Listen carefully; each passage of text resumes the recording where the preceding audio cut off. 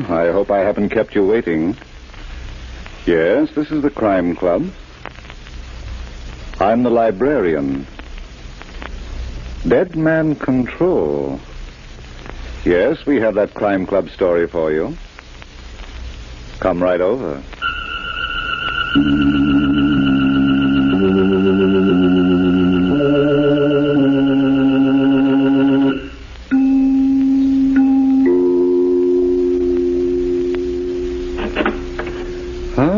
You're here. Good. Take the easy chair by the window. Comfortable? The book is on this shelf. Here it is. Dead Man Control by Helen Riley. A very absorbing story of a murder in which Cupid held the hand of death. Let's look at it under the reading lamp. It was late morning, and in the library of a mansion on East 67th Street, multimillionaire Fenimore Kingston was standing before the wall safe he had just opened. He smiled, and then as he reached in... 2 hours later, Inspector Christopher McKee was in his office at police headquarters on Center Street when the telephone rang. Inspector McKee talking, Homicide Bureau. Good morning. This is Catherine Kingston. Yes? Mrs. Fenimore Kingston. Oh, yes? My husband's been murdered. Can you come? Where? Our home is on East 67th Street. All right, I'll be there in 20 minutes. Yes, sir. Cassidy, order my car. We're going uptown. Yes, sir. And how are you... And don't stop to ask about anybody's health. I'm in a hurry.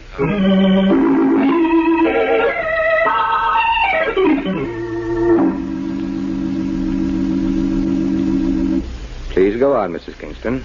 Well, Inspector, as soon as I saw that open wall safe, I thought my husband had been killed by a burglar. Mm-hmm. So while I was waiting for you, I checked the contents. The money and the bonds were still there. But... Yes? The diamond ring that Fenimore gave me after our wedding 3 months ago. That's gone. That wouldn't be the well-publicized Kingston diamond, would it? It would, Inspector. And it's worth $500,000. Yes, but the cash from those negotiable bonds. I can't understand why they weren't taken too. Very unusual thief, to say the least. Where were you when the miracle happened? Out. I went out early this morning. I was restless. Why? I was tired of doing nothing. So I took the car and drove until I was tired of driving. Alone? Inspector McKee. Don't be alarmed, Mrs. Kingston. I'm not insinuating. But your tone... Merely professional. Now, according to the medical examiner, your husband was shot in the back and death was instantaneous about 2 hours ago. Who was in the house with him then? I don't know. What about the servants? Did they go out driving too? We have no servants. In this big house? They quit last night. Oh? Don't let it surprise you, Inspector. Fenimore was not an easy person to get along with. Mrs. Kingston, for your special information, I don't let anything surprise me. Excuse me, sir. What is it, Cassidy? It's about the murder weapon. Did you find it? No, sir. There ain't a trace of it in the house. Me and the boys have looked in every nook and... All right, Cassidy, all right. Yes, sir. Oh, my. What's the matter? Over there, Inspector. Peep it out from under that corner of the window drape. It shines like a diamond. It is a diamond. Well, if it is, then the saints preserve us. It must be as big as an eyeball. Yes. Well, Mrs. Kingston? My ring. No burglary, huh? It doesn't seem so, does it? But how did that ring get under the drape? The law of gravity. It fell when your husband fell, after he was shot. And it either rolled or bounced. You can take your pick. I'll take the ring if you don't mind. Later. Right now, it's evidence. But it's mine. We'll take good care of it. Come on, Cassidy. Are we finished here, sir? For the time being, goodbye, Mrs. Kingston. Goodbye, Inspector. Cassidy. Inspector McKee, if it's one question I might ask. Go ahead. What's the ring got to do with the cadaver we carried upstairs? I think it killed him. The devil, you say? Don't lead me on, Sergeant. I've no time to explain. If you say so, Inspector. Going back to my office, I want you to go to the telephone company. Get a list of every call that's been made from or to this house in the last 2 days. Report to me at headquarters. Yes, sir. But there's one thing that... Now what? But it's that girl in there, Mrs. Kingston. Now, I've been on the force for 32 years, and it's a fine education I've got about the good and the bad in people. Not now, Cassidy. When a girl, young and beautiful, marries a man twice her age and a millionaire, she didn't marry him for love.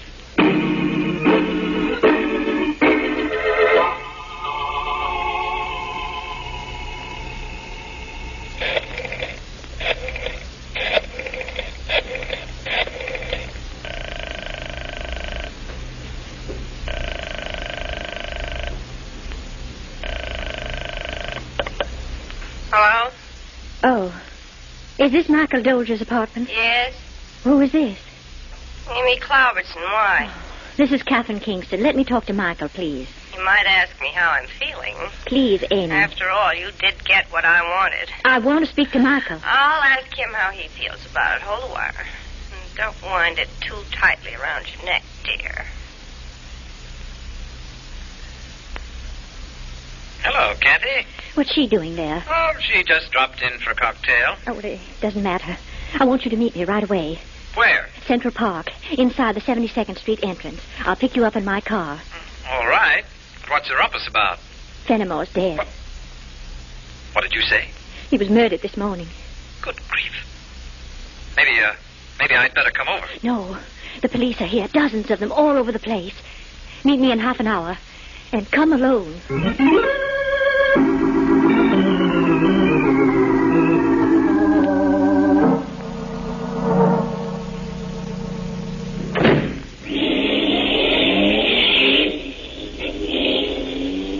How'd you manage it? I didn't. What? I couldn't get out without being seen. Michael, I'm in trouble. But if the police followed you... Is that all you care about? Your precious hide? Well, it's the only one I've got. Well, you don't have to worry. I wasn't followed. Are you sure? Yes, look for yourself. Is there a police car behind us? No, but... Michael, really, I'm in serious trouble. How was Fenimore killed? He was shot. And the police think I did it. You? Have they said so? Well, not in words, they haven't. That Inspector McKee, he thinks he's very clever. Oh, you should have left me alone, Kathy. I couldn't. I had to speak to you. Now, why didn't you do it on the phone? I didn't want to incriminate you. What? Suppose one of those policemen had been listening at the door. Well, suppose. He'd have heard me asking you about that appointment you had with Fenimore this morning. That I had? Just about the time he was killed. Now, wait a minute. I had no appointment with Fenimore. That's not the truth. He phoned you and asked you to come over. Did he tell you that? No. Then how do you know so much? I was listening in on the upstairs extension. Oh. How much did you hear? He wanted you to meet him at the house at 11 o'clock. It was very important. Anything else? No, I put the receiver down. It was 10:30, and I wanted to be out of the house before you arrived. Really? I didn't know what he was going to talk to you about. I was afraid it might be us. So you ran away? That's too bad. Why? Because if you'd stayed, you'd have learned something. Didn't he talk to you about us? No, dear. Well, then what did he? I don't know. I wasn't there. What? That's right. Fenimore wanted to see me, but I didn't want to see him, and I told him so. You told Fenimore? Yes, I did. The great mammoth. Well, wasn't it about time? I'd like to believe that, Mike. Then do. I got tired of being my cousin's errand boy and of running to him every time he beckoned. But you're allowed. I told him what to do with that, too. But it doesn't make any difference now, does it? No. You're free. And we'll have all the money we both need. That's putting it very bluntly. Why not? He never cared for anyone, including you. You were the most beautiful thing he ever saw, and he wanted you. It's just as simple as that. I know all about it. All right. All right. I'll shut up. Kathy? Yes? Did you really go out this morning? I said I did. Of course. But I was just thinking, what a wonderful opportunity you had, alone in that house with him.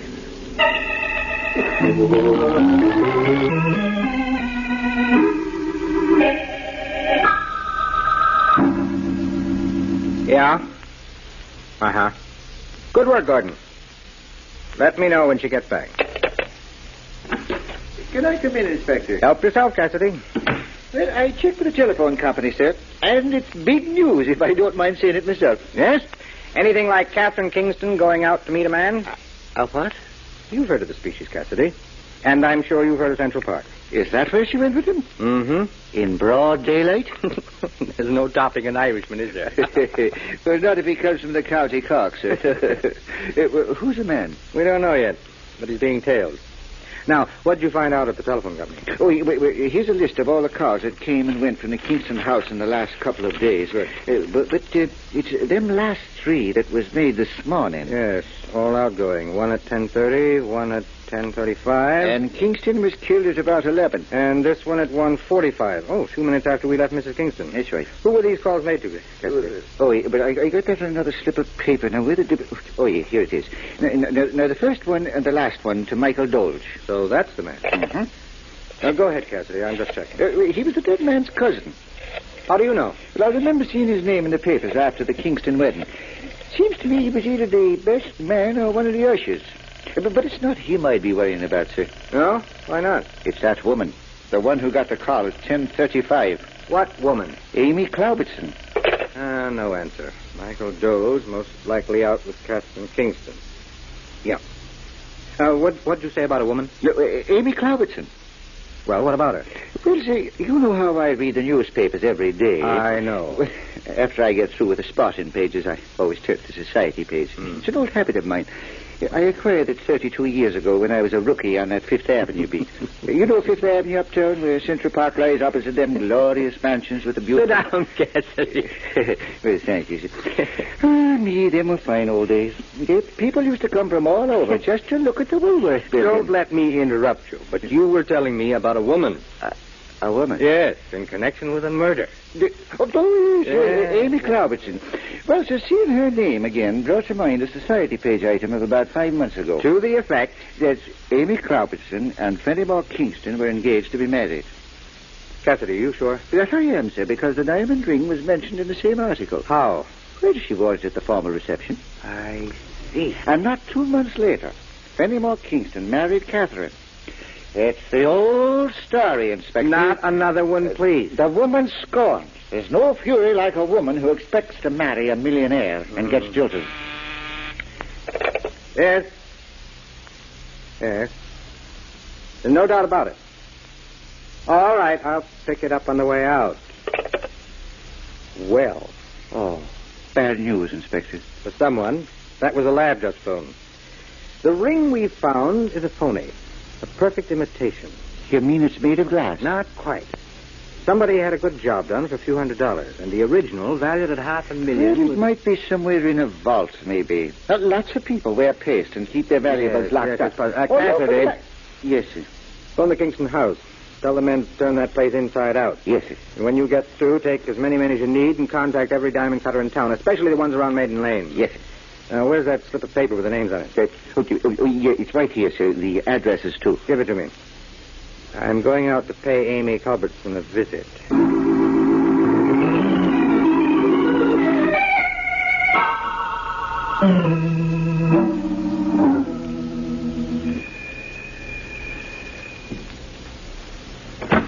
Excuse me. I don't want any. Inspector McKee, police. I still don't want any, but you can come in. There's scotch on the table. Cigarettes, you didn't bring your own. No, thanks. Suit yourself. What do you want? Sit down, please. You're here to ask a lot of questions about Fenimore Kingston's murder. Don't waste your breath because I don't know any of the answers. How do you know about his murder? Radio told me. Not today. Not today, Miss Robertson. Why don't you sit down? Maybe I don't want to. Would you have any reason to protect Catherine Kingston? Not one. Well, here's to you. Michael Doe? Sorry, I didn't mean to catch you off guard. Why'd you mention his name to me? This pack of matches with his name on the cover. You're pretty smart, aren't you? I have a weakness for matches that are left on tables. All right, so he told me about Fenimore's death. I was at his apartment when Catherine phoned. She told him.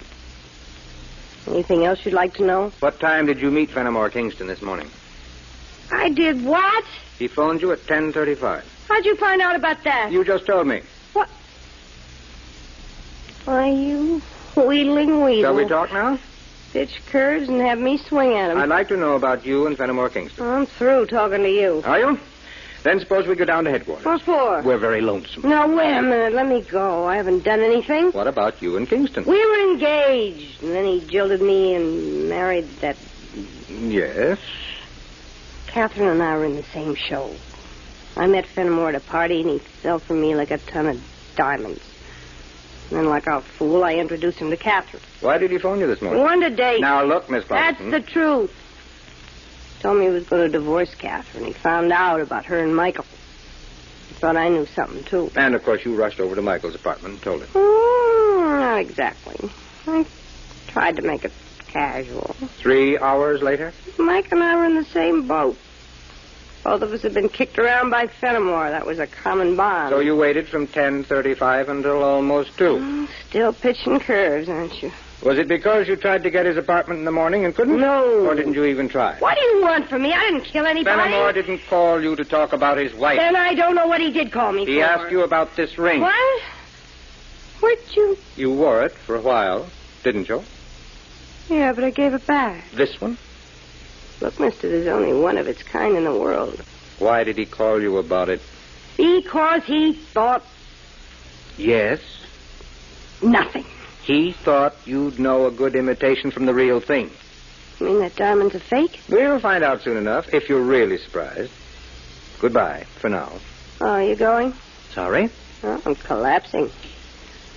Drop in again sometime. Anytime. Thanks. And let's hope I don't have to return that invitation.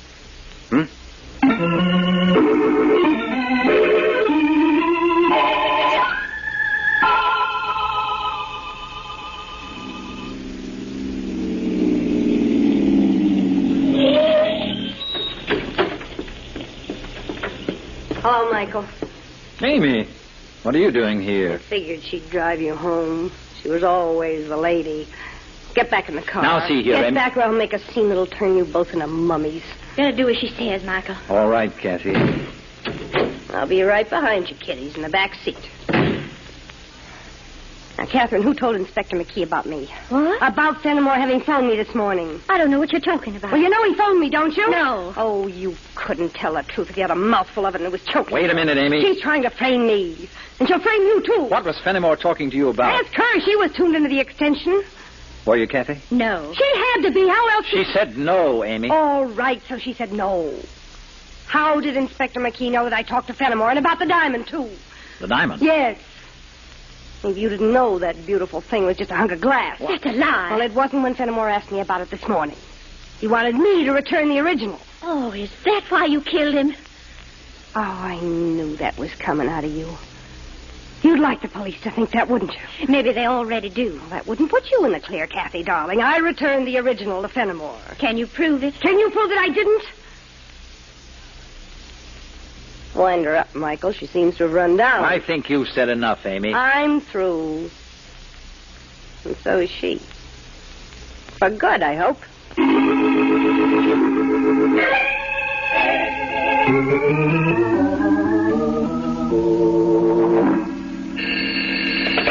Inspector McKee, homicide. Cassidy talking, sir. Go ahead. I think I found him, Inspector. Who? The diamond cutting fella. Good. What does he say about the Kingston diamond? Well, sir, it might be the man and it might not. What? Well, I found him in a small room on the top floor of a small building just around the corner off Maiden Lane. There was no name on the door, just the words diamond cutting. But I took a chance anyway, and it's a good thing I did, Inspector. No. For there was that poor old fella stretched out on the floor, dead. Oh, no. A little fella he was, too.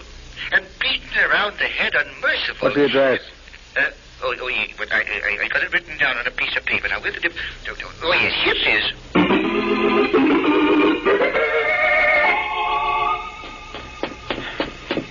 It's up here, Inspector. All right, Cassidy. I'm doing the best I can. But I got some information, sir. I checked with some of the neighbors on this floor. Where's the body? Well, I'll take you to it, sir. Well, as I was saying, I checked. And the fellow's name was Rudolph Leibniz. What else? Well, that's all, sir. He came over from the other side a few years ago. A victim of war and oppression. And to think that his only reward for minding his own How do you know he was minding his own business? His reputation in the trade, Inspector, was good. He was known to all his neighbors as an honest man, a good worker, and a fine, upstanding character. And when your competitors have only praise Is this the room, for you... Cassidy? Yes, sir. There he is. Yeah. A little old fella. Why didn't you tell me his files had been opened and dumped? Well, I was going to, Well, Chief. it doesn't matter. Somebody wanted a record and they took it. You think this can be an outcome of the Kingston murder? Maybe. Let's have a look at the body. He didn't have a chance. Struck on the back of the head and then beaten until he Cassidy. was... yes? This man's been dead since this morning. Late this morning. Would you be sure about that? Rigor mortis takes at least 6 hours to set in. It's just beginning. Then it'd be about the time Fenimore Kingston was murdered. A little later, but not much. The killer came right from the Kingston house to this place and... All right, Cassidy. There's no point in searching the room. No, sir? We won't find anything. Oh. Hello, operator. Give me police headquarters. Have you got a plan, sir? I hope so, Cassidy. Hello, give me Murphy and homicide. Inspector McKee. I hope so, Cassidy. If it works, it'll be a miracle. Well, talking of miracles, there was a... I want you to have the following 3 parties picked up. All right? Catherine Kingston, Michael Doles, and Abby Cloverson. You'll find the addresses on my desk. And keep them in my office until I get there. Now it's for you, Cassidy. Yes, sir. You stay here. Phone the medical examiner's office and look after the usual details. I'm going out for a long walk. Yes, sir? Those people will wait, even if they don't like it. And let's hope they don't like it enough to burn.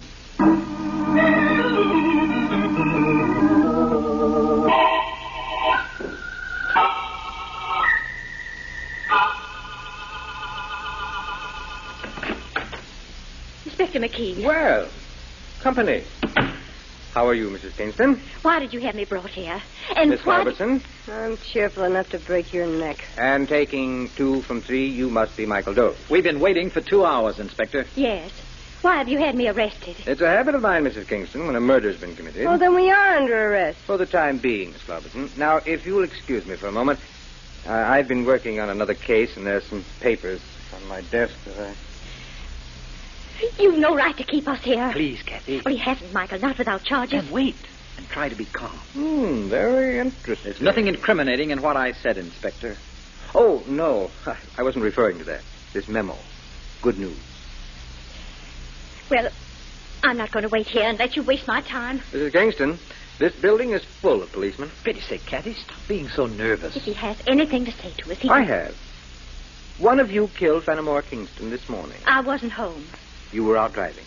But who saw you, Mrs. Kingston? What? It takes at least 2 to make an alibi. But surely you don't think that I... Well, You're out of your mind, Inspector. She married him only 3 months ago. and then she changed her mind. She thought how nice it would be to marry you. Inspector... It's all right, Kathy. He's just fishing. But that wasn't the reason Kingston was killed. What? Look out for him when he pitches curves. You know the reason, Miss Cloverton. Oh, now I'm it, huh? Kingston found out that his famous diamond had become an imitation. My ring? This morning, he took it out of the wall safe. The thief, the person who had made the substitution, was in the room with him. And Kingston was shot in the back and killed. Don't look at me, Inspector. I wasn't there. How about you, Mrs. Kingston? I told you. Yes. And you, Mr. Doles? I didn't know anything about Fenimore's death until Catherine phoned me. Then you admit that she phoned you. Of course, it's no secret. I was Fenimore's cousin. And you were making sure that Catherine stayed in the family. Now, look here, Inspector. Excuse me, please.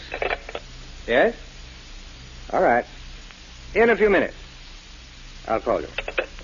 Now, this memo becomes very important. May we go now? Don't rush me, Mrs. Kingston. But if you're going to work on another case... I'm not. An imitation of the Kingston diamond was made. And by a strange coincidence, shortly after Fenimore Kingston was murdered, the workroom of a diamond cutter was robbed. What's that got to do with us? Miss Cloverton, tell me what you know about Rudolf Leibniz. What I know. Look, I may get around, Would but you that's... like to see him? All right, if it'll make you happy. I'll ask him to come in. What? He's in a room down the hall, Mr. Doles. I had him brought here from the hospital. From the hospital? He wasn't dead. You're lying. Murphy, bring Leibniz in No. here. No. No. Never mind. Send in a stenographer. We're going to take a confession.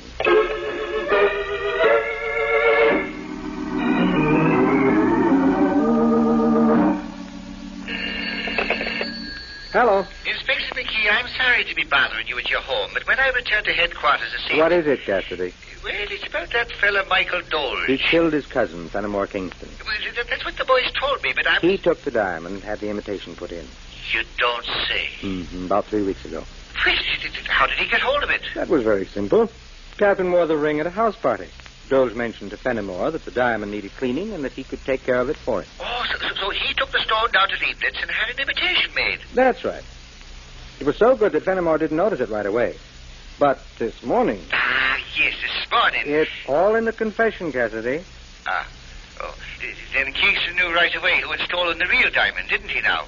Yes, he did know. Oh, Inspector, get along with you. Then why did he bother to phone that Amy Cloverson girl? We'll never know, Cassidy. Maybe he was anxious to turn the clock back to better times.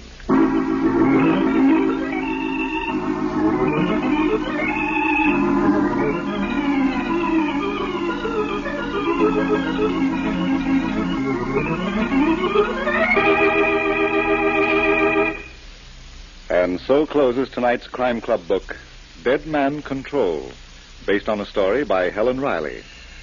Stedman Coles did the radio adaptation. Roger Bauer produced and directed. Ted Osborne played Inspector McKee. Alice Frost was Catherine Kingston. Elspeth Eric was Amy. Sherling Oliver was Michael Dolge. And Barry Thomson played Cassidy. Oh, I beg your pardon. Hello, I hope I haven't kept you waiting. Yes, this is the Crime Club. I'm the librarian. Yes, come over a week from tonight. We have a very unusual story of a will that had the power to kill. It's called Silent Witnesses by John Stephen Strain. In the meantime, there is a new Crime Club book available this week and every week at bookstores everywhere. Yes, it's available now. Fine. And we'll look for you next week. Oh, yes. The United States Merchant Marine is offering this opportunity to young men between the ages of 16 and a half and 21. If you are an American citizen and a high school graduate, you are qualified to take the test for enrollment in the Merchant Marine Cadet Corps. Graduates of the Corps are qualified for a license as deck or engineer officer in the Merchant Marine or to a commission as ensign in the Naval Reserve or in the Maritime Service. Discharged veterans of the armed services and the Merchant Marine are eligible for the test up to their 24th birthday. They are also allowed 5 additional points on the test. The test is competitive and will next be held on April 4th.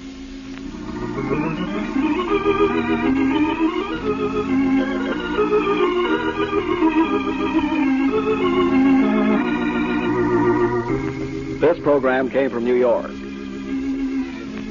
This is the Mutual Broadcasting System.